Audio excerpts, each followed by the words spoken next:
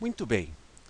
Neste vídeo nós iremos explorar o que é verossimilhança e tentar entender como ela poderá ser usada dentro do contexto de nossa disciplina.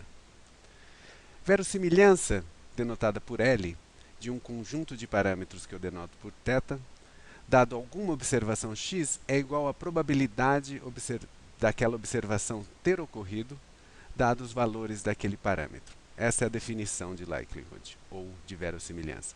Parâmetros estatísticos podem ser vistos como as características numéricas de um modelo, e um modelo estatístico é a formalização matemática da relação entre variáveis que corresponde a observações potenciais, que inclui a descrição das incertezas sobre essas observações devido à variabilidade natural, erros ou informação incompleta.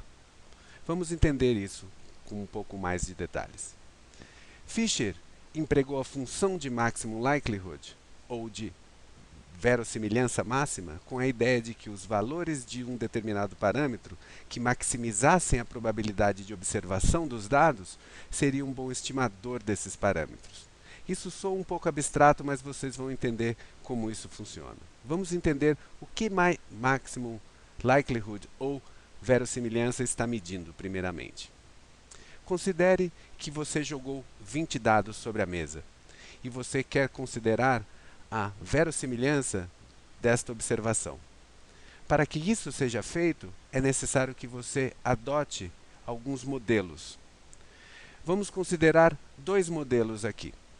No modelo número 1, que eu chamo de dado honesto, ele assume que cada face do dado possui um número de 1 a 6, cuja probabilidade conjunta, ou seja, a probabilidade de um evento ocorrer e o outro ocorrer e o outro ocorrer, assim por diante, ou seja, a probabilidade de obter 20 dados apresentando 5 é igual a 1/6 elevado a 20, porque a probabilidade de 1/6 refere-se à probabilidade de eu jogar um dado apenas e obter o número 5. O meu modelo 2, que eu vou comparar com o modelo 1, em relação à sua verossimilhança, é o modelo que eu chamo de dado viciado. Ele assume que todas as faces do dado têm o número 5. Portanto, a probabilidade conjunta de obter 20 dados apresentando 5 é 1 elevado sobre 20, porque a probabilidade de jogar um dado e obter 5 é 1, porque todos têm a face igual a 5. Muito bem. Vamos comparar a verossimilhança destes dois modelos. No modelo número 1, o cálculo da verossimilhança é dado por esse fator aqui, ao passo que a verossimilhança do modelo número 2, uma vez que ele é denotado por 1 elevado a 20, a verossimilhança é igual a 1. Então, é muito mais verossímil que o dado seja viciado, dada a observação que eu obtive. Só que verossimilhança de uma hipótese ou probabilidade de uma hipótese são coisas diferentes.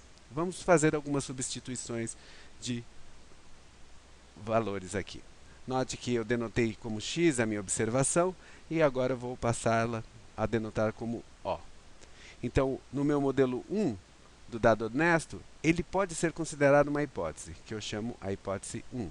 Ao passo que o meu modelo 2, chamado de θ2 inicialmente, ou seja, que o dado é viciado, é a minha hipótese número 2, que eu chamo de H2. Observe que a probabilidade de observar o que eu observei dado uma hipótese é algo diferente da probabilidade desta hipótese ser verdadeira dada uma observação. Para você entender isso, considere esse caso. Considere que você tenha a seguinte observação. Você chega em casa e ouve barulho no forro. E você postula a seguinte hipótese, que há gremlins jogando boliche no seu forro. A verossimilhança dessa hipótese dada a sua observação, que é igual à probabilidade da observação dada a sua hipótese, ela é alta. Por quê? Porque se você chega em casa e há gremlins jogando boliche no seu teto, você certamente iria ouvir barulho.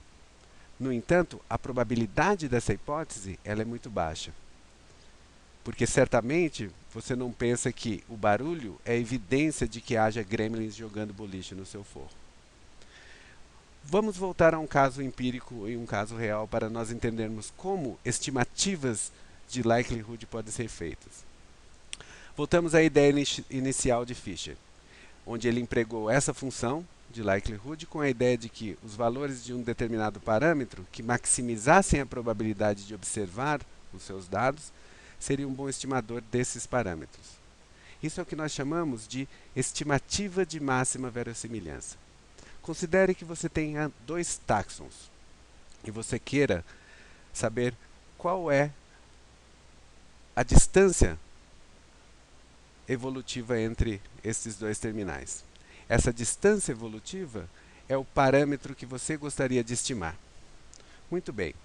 Então a pergunta é: qual é o valor deste parâmetro, ou seja, de V, que maximiza a probabilidade de você obter estas sequências, ou seja, a observação que você tem em mãos. Vamos lá. Para isso, você necessita de um modelo. E nesse caso não interessa qual é a matemática por trás disso, e sim que vocês entendam a lógica. O modelo que eu vou usar é um modelo baseado numa distribuição chamada distribuição de Poisson. Esse modelo sugere o seguinte, que a probabilidade de eu não mudar de estado, ou seja, de A permanecer em A, é regida por esta matemática aqui, cujo valor que eu quero estimar é esse V, que é a distância evolutiva entre essas duas sequências.